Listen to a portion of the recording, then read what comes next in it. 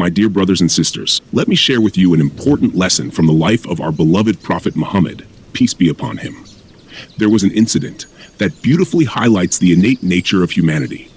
You see, it is a well-known truth that men have a natural inclination toward engaging with women. If you ask any young man whether he prefers to sit and talk with women or with other men, you will often find his instinct drawing him toward the company of women. This is simply part of our human nature, something we must acknowledge. Allah created us this way. Some of our early scholars reflected on the verse, "Man was created weak," interpreting it to mean that men can be weak in their patience when it comes to women.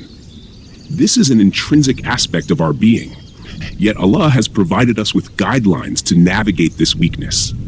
Now, let me tell you about an incident involving one of the Prophet's companions.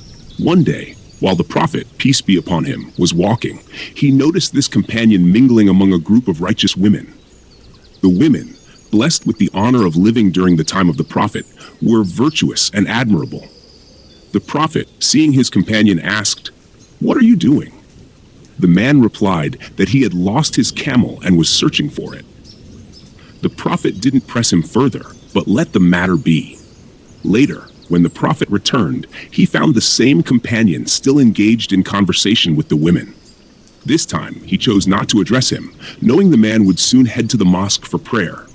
However, the companion, fearing the Prophet would question him about his lingering, decided to prolong his prayer to avoid the inquiry.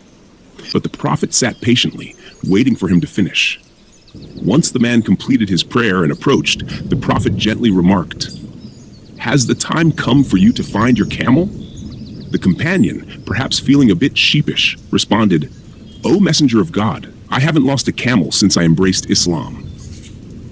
The Prophet understood the nature of this young man and his attraction to women. He placed his hand on the man's chest and prayed, asking Allah to protect him from these desires. From that moment on, the companion said, "I found no joy in the company of women." However, it's important to note that the Prophet did not restrict him from all interactions with women. If there was a legitimate purpose, such as trade or community matters, there was no objection. The issue arose only when there was aimless mingling. Another illuminating story is about Fadl ibn Abbas, the Prophet's cousin. During the pilgrimage, Fadl was riding behind the Prophet when a beautiful young woman approached to ask a question. Being young and captivated by her beauty, Fadl couldn't help but glance at her. The Prophet noticed and gently turned his face away. But Fadl looked back once more, prompting the Prophet to guide his gaze again.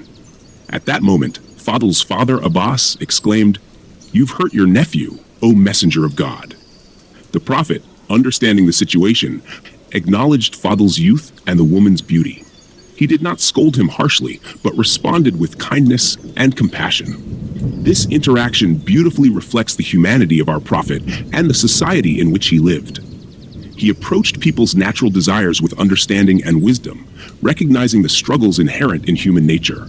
Allah, who created us, revealed to the Prophet how to navigate these challenges with grace. In conclusion, dear friends, the example of our beloved Prophet teaches us the importance of wisdom and balance when dealing with such matters. It requires sensitivity, especially when faced with difficult choices. Sometimes we must choose the lesser of two evils, a crucial aspect of our religious jurisprudence. If one has a parent earning unlawfully, they may wonder whether to accept gifts from them. Scholars have addressed these dilemmas, providing guidance based on the context and severity of harm. Remember, the law is not designed for an idealistic reality, but for our human experience.